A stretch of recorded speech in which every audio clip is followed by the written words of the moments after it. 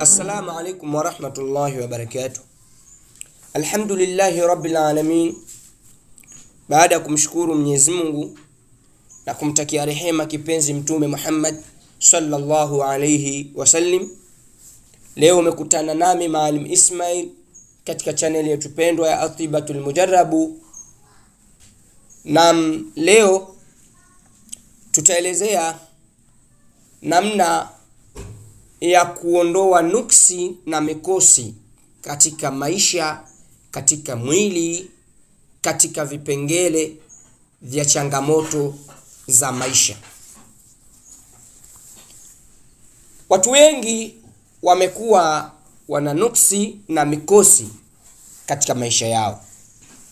Unakuta mtu anapambana kutafuta msingi wa biashara na Mwenyezi Mungu anamjalia anapata msingi huo wa biashara, lakini akiingiza katika biashara anayoikusudia, biashara ile siku ya kwanza inakwenda vizuri, siku ya pili vizuri, siku ya tatu biashara ile inazidi kupungua, na mwisho wa habari msingi wote unamaliza, naye anakuwa hana tena biashara. Mtu unakuta ameanza vizuri, mashallah, amefungua duka lake, watu wanajaa, watu hivi, biashara hivi, lakini baada ya muda anaona mambo yanakwenda vibaya. Au mtu anaweza kupewa kazi na bosi, labda fanya hivi, anapewa mikakati, lakini unakuta mbeleni anagombana na bosi, ghafla mambo yanakwenda vibaya, na anajitahidi pengine mtu kujidhili, lakini yote haiwi. Hii ni mikosi na nuksi. Sasa leo Maalim Ismail anakwenda kufundisha namna ya kuondoa vitu hivi. Usiwe kwanza una nidhamu ya woga. Ukiona tu hali zinakwenda hivi unakimbia kwa waganga, mimi nimerogwa, mimi hivi. Hapana.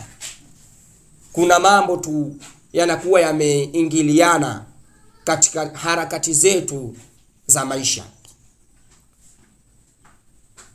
Unajua, nitakuja kuelezea nuksi inatokana na nini, mikosi inatokana na nini. Unaweza usirogwe tayari na ukawa una nuksi. Si unanielewa hii?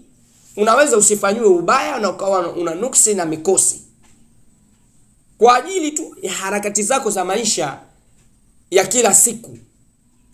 Pengine kuna mambo ambayo unayafanya wewe ndio yanakwenda kusababisha mikosi na nuksi, lakini hii hatutambui. Pengine una mambo ambayo unayazungumza, una vitendo ambavyo unavifanya ndio vinakwenda kuweka nuksi na mikosi katika maisha yako ya kila siku, ila hii hatutambui. Mtu akiona hivyo, yeye anajiona tu amerogwa, yeye anajiona tu amefanywa ubaya. Unakwenda kwa mganga, mganga anakuambia hivi hivi hivi. Hapana, hebu kwanza chukua hivi nitakavyokuambia hapa, halafu fanya. Inshallah utamshukuru Mwenyezi Mungu kwa kukutanisha na mimi leo katika channel yetu hii pendwa ya Tibal Mujarrabu. Inshallah, chukua peni yako na karatasi yako, andika vitu hivi nitakavyovitaja, halafu nenda kafanye. Hii ni mujarrabati, imefanyiwa majaribu na watu na mashehe zangu nami mwenyewe. Wallahi inakwenda vizuri na mambo yanakwenda kufunguka, nuru ala nur inakwenda kupatikana katika maisha yako inshallah. Chukua mmea unaoitwa mvumbasi. Chukua mmea unaoitwa mvumbasi, huo hapo katika kioo, huo unaona, huo ni mvumbasi mmea. Utauchukua mmea huo, utakwenda tafuta maua ya mmea wa muasumini. Asumini hiyo hapo, maua yake hayo meupe meupe madogo madogo, asumini.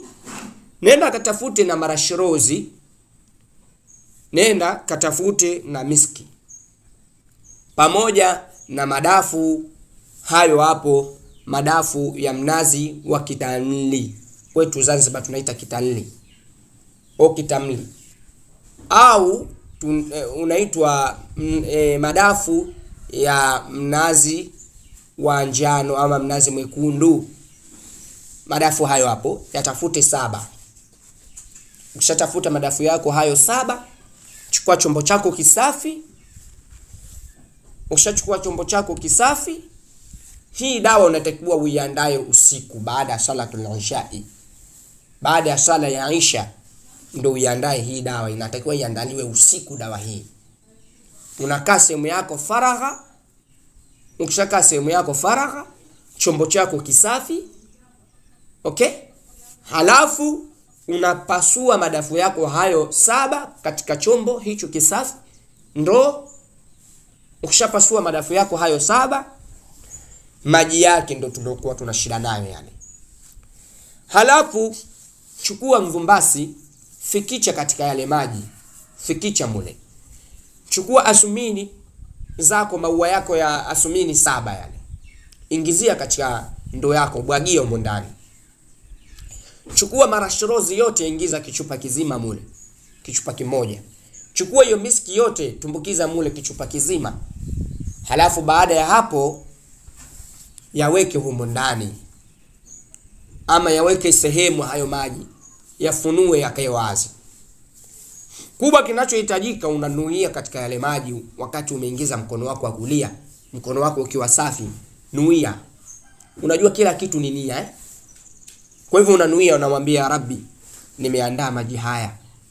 Mwenyezi Mungu, lengo la mimi kuandaa maji haya ni kwenda kuondoa mikosi katika mwili wangu ama maisha yangu, ni kwenda kuondoa nuksi katika mwili wangu ama maisha yangu, ni kwenda kuondoa vizuizi na vifungo katika mwili wangu ama maisha yangu. Ya Rabbi, ninaomba nitakapokoga maji haya, iwe ni kupata shifau, iwe ni kupata kheri, iwe ni kupata neema, iwe ni kupata riziki kwa wepesi, iwe yani unakwenda kunuia mambo mazuri, iwe ni kufungua vifungo vilivyofungwa makaburini, vilivyofungwa njia panda, vilivyofungwa kwenye miti, vilivyofungwa baharini, vilivyofungwa kila aina ya vifungo. Unamwambia Rabbi, nifungulie. Ya Rabbi, kama mimi nina vitendo vinavyosababisha kuweka nuksi katika maisha yangu na mikosi na riziki kuwa ngumu, ya Rabbi, basi maji haya yaende kufungua na kuondoa tabia hizo kwangu. Baada hapo maji hayo utayaacha hapo, utakwenda zako kulala. Unaielewa hii? Utakwenda zako kulala. Yale maji umeshaandaa, umeshayatia mkono wako wa kulia, ushayasemezea, alafu nenda kalale.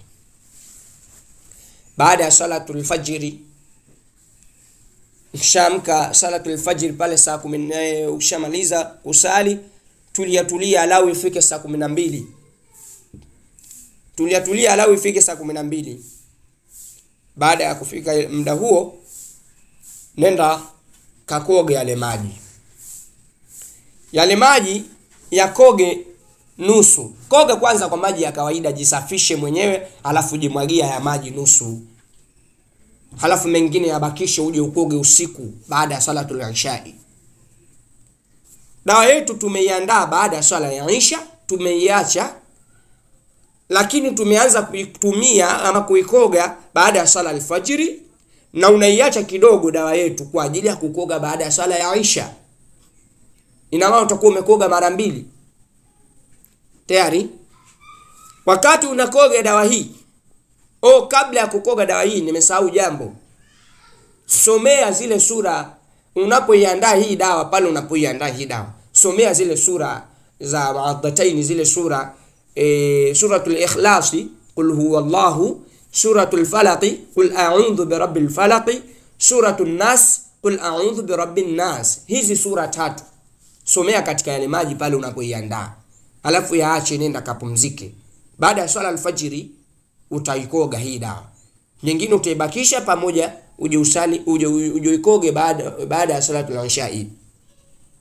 Asiyeweza kusomea sura hizi na adownload sura hizi ama aziangalie katika juzuu ama mashaf sura hizi, halafu atachukua zaafaran hiyo hapo, zaafaran nyekundu hiyo, utachukua na kijiti utaziandika ama utaikopi hiyo sura kwa kuiandika katika karatasi nyeupe kama ilivyo, halafu utatumbukiza katika maji hayo. Asiyeweza kusoma na andiki.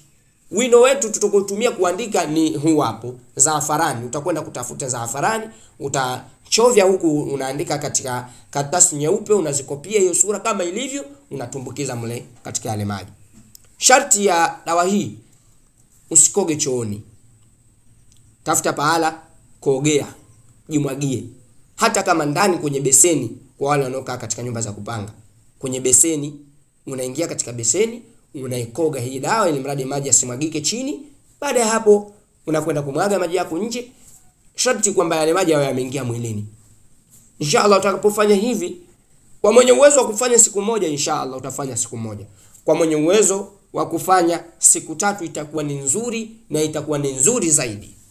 Na kwa mwenye uwezo wa kufanya siku 7 itakuwa good, nzuri inshallah taala. Nami Maalim Ismail bin Haji, utakwenda kutumia dawa hii, inshallah utashukuru. Na pia dawa hii inashauriwa uanze siku ya Alhamis, Ijumaa na Jumamosi kwa mwenye kutumia siku 3. Ama kama unatumia siku moja, utatumia siku ya Alhamisi tu inshallah taala.